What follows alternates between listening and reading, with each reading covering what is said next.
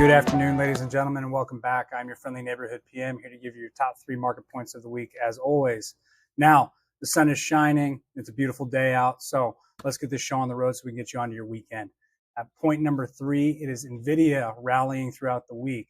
Now, what's causing this rally? It's up over 5% so far week to date.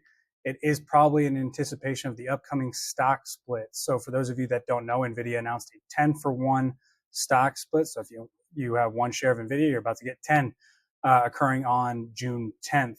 Now, this is what's really been kind of powering that tech-led rally and even briefly allowed NVIDIA to power through and become the second most valuable company in the world, right ahead of Apple in the number 2 spot behind Microsoft.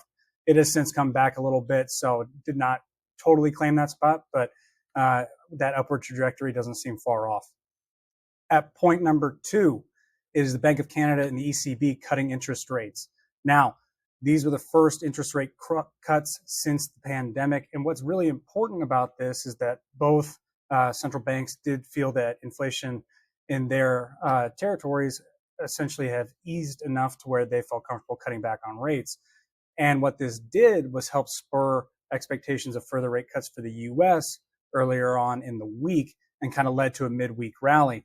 Now, this is important because our very first point we're about to get to kind of contradicted that this morning. So at point number 1, it was non-farm payrolls and wage growth blasting past expectations this morning. So we saw non-farm payrolls come in very, very hot this morning, along with the wage growth, like we just said.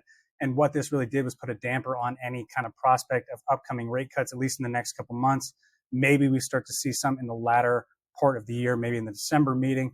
But there was a lot of optimism going into the data released this morning with the hopes of, hey, the labor market isn't nearly as robust and hot anymore. We can start easing back a little bit. But this is still a great sign. Labor market demand is still very robust, and it shows that the economy can, maintain these higher interest rates.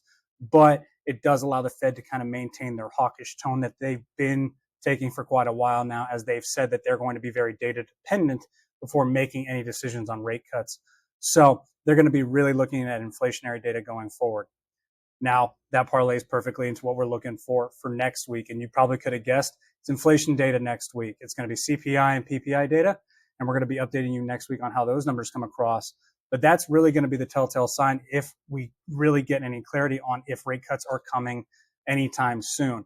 And if they do, how many. So we're going to keep you updated on that next week as well. Now, that pretty much does it for our top 3 points this week and what we're looking to for next week. But as always, if you have additional questions, please reach out to your financial advisor or dig into the written week in review. And like I said earlier in the video, it's a beautiful day out. It's supposed to be a beautiful weekend. So go and enjoy your weekend. We'll see you the same time next week. Thanks. Bye.